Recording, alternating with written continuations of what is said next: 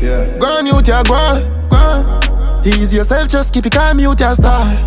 Only put pressure and I'm gone. One time it hard to carry on. You no need no girl for turn to, no man for talk to. Feelings hurt on the journey so far. Wagwan Success family, hope everyone is doing alright. If you're new to the channel, welcome and make sure to subscribe to get all our latest videos. Like this video so we can continue to drop more contents like this one. Alright, so today we want to discuss and show footage within the court of Vybz Kartel Lawyer addressing the Privy Council. The Privy Council in the United Kingdom has started hearing arguments in the appeal case for murder convicts Adidja Vybz Kartel Palmer, Sean Storm Campbell, Kyra Jones, and Andre St. John. Before we go any further, let's remind you, the viewers, who this 5-member panel comprises of. And it comprises of Lord Reed, Lord Lloyd Jones, Lord Briggs, Lord Burrows, and Lady Simler. So today was the first hearing in Vybz Kartel appeal to the Privy Council, day 1 of a 2-day hearing, and some very interesting thing was said. And I will let you guys see Isat Buchanan, Vybz Kartel Lawyer, speaking to the lords and the lady of the panel. And just so you guys know, I will be going live tonight, 8 o'clock, to talk about everything and just my understanding of what took place today, day 1 of the first hearing. You know, what transpired basically in this high profile appeal case. So check out the footage, leave your comments in the comment section, and just let me know what you think, if Vybz Kartel will be free, if him have a chance based on what you guys watch and what you guys heard in this appeal case. Mr. Buchanan.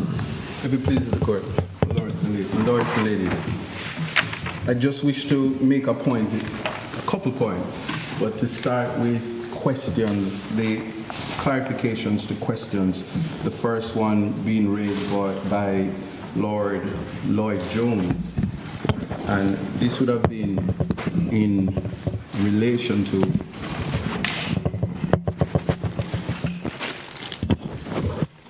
in relation to the chamber hearing. Now, in the Jamaican context, the right of the accused to be present at all stages of the proceedings. The concept of the chamber hearing, respectfully, would be that the courtroom would become the chamber. Yeah. So the gallery would be cleared, and certainly the attorneys, the representatives, and then you would have the accused there.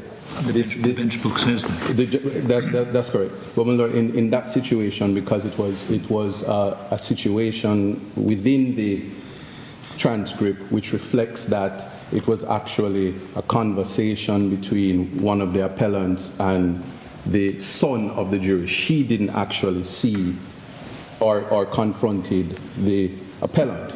And so she was concerned, so she only heard information, and the inquiry didn't go as far as to find out the truth of that inquiry.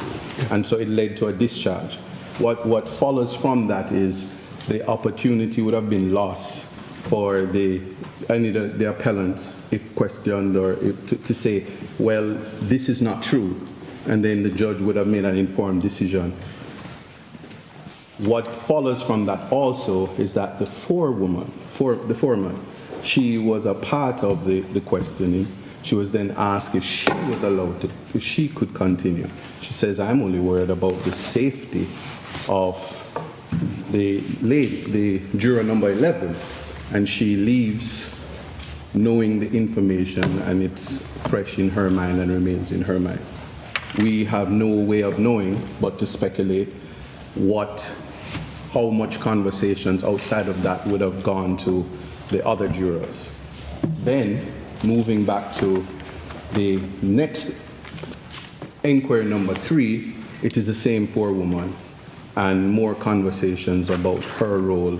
And so the taint or the poison would have gone back as far as November in a 65-day trial and before juror number 11 left. So a proper inquiry could have found out, especially in a space where we do not know at what point or if any, when it is exactly the responses, or if the other jurors could have said that that wasn't the case at the time, if a proper inquiry and asking each and every juror, not even suggesting that it be done on the oath, but if it was asked what their responses would have been for the judge to make an informed decision. And I say this in the context that, in light of the fact that our Constitution, it places even a duty on the judge to, as the custos morum of the Constitution, to protect the rights of the appellants, that it was incumbent on him to ensure that he makes the inquiry so he protects the fair trial right. So that would be in response to your question as it connects. It connects. So what flows from that then is when we get to the late retirement, we have a juror who is the fruit of the poisonous tree, or the introduction of the poison, no knowledge of how far the poison is. I'm not inviting the court to speculate, but that's all we are left to do, respectfully. And what happens in that situation is we don't know if the pressure arises because there was a situation where these jurors were able to say, I would participate in a bribe, allegedly, or not. And so the verdict that comes could never be a true verdict in light of that. So that's the submission as it connects from incident 2 to incident 3. Now, in relation to the proviso, and I think you had knocked some of the wind out of me, say, Lord Reed, because I would have borrowed your words in the judgment to say that you can't proviso unfairness, you can't proviso unjust. It's just not possible. It would be an absurdity in the law.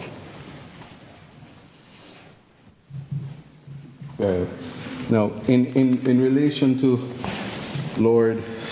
Lady Simla, you asked a question about the balancing of rights, the balancing exercise. I would submit to you that the Jamaican Constitution, in particular the Charter, it came at a time post the Phipps decision. So there was a lot said about King and certainly Phipps, the Phipps judgment.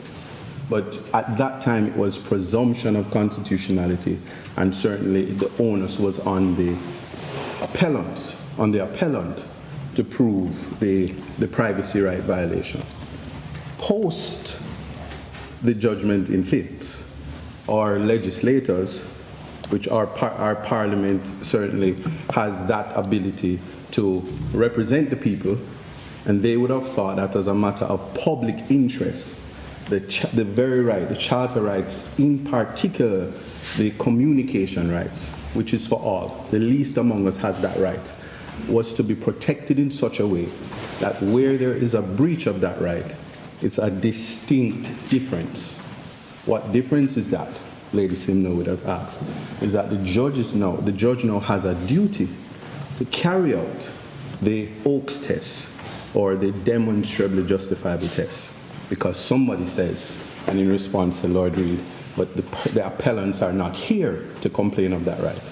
But they did at first instance to their counsels collectively. And at that basic complaint about the right follows that the judge is to call upon the prosecutor to say that it is demonstrably justified because there is no issue before this court that there was a breach. The effect of the breach or the balancing exercise can only begin after the prosecutor has met the burden of demonstrably justifiable.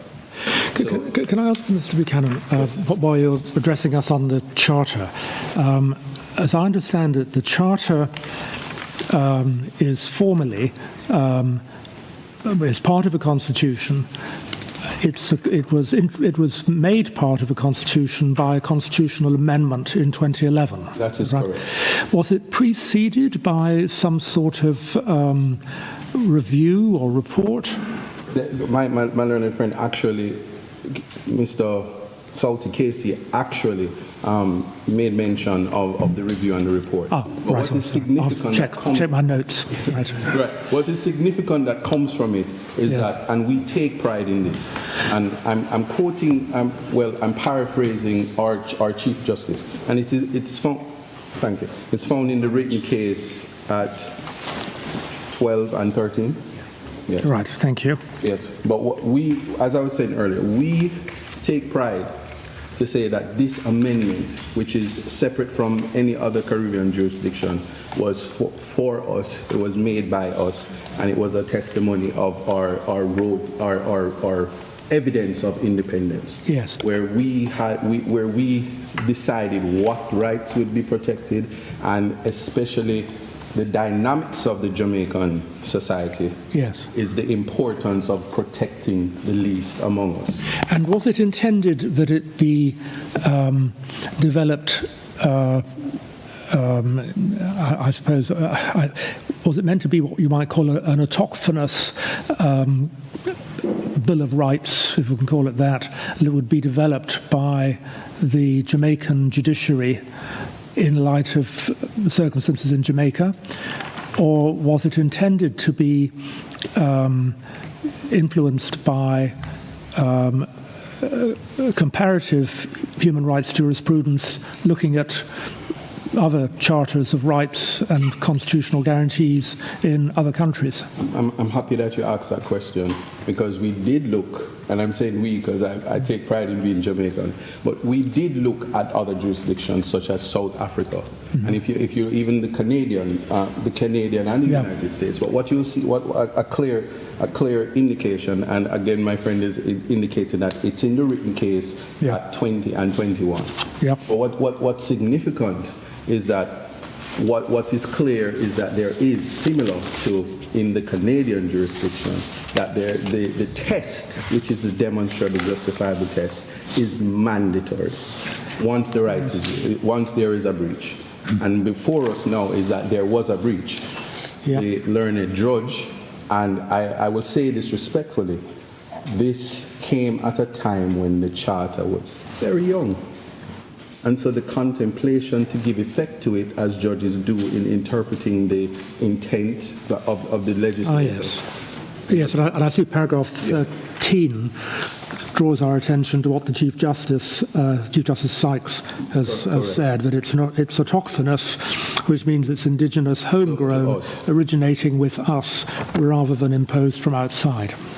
And what is key, which I will get to, and I agree with you, and I adopt the words of our Chief Justice, is the fact that after looking at constitutions all over the world, what we decided is what is important to us. So what we have is a section 13.2b, and I know there are many persons, I quote it so much that it becomes an annoyance to many, but 13.2, the protection given to every citizen under 13.2b. It is the last flicker or shimmer of light to what it is to be a human. Yep. And it separates the state clearly from the human being. And it says, listen, all state actors have a duty not to abridge, abrogate, or breach the rights. And when you do that, you must show that it is demonstrably justifiable. So in an answer, yes, thank you. So in an answer to that, ladies and gentlemen, that balancing exercise as to the evidence when it was asked about, especially in relation to what was on JS2, doesn't even begin to come up until after the judge would have carried out that exercise of the demonstrably justifiable test, and he did not do it. Yeah. So we have nothing on the record as to any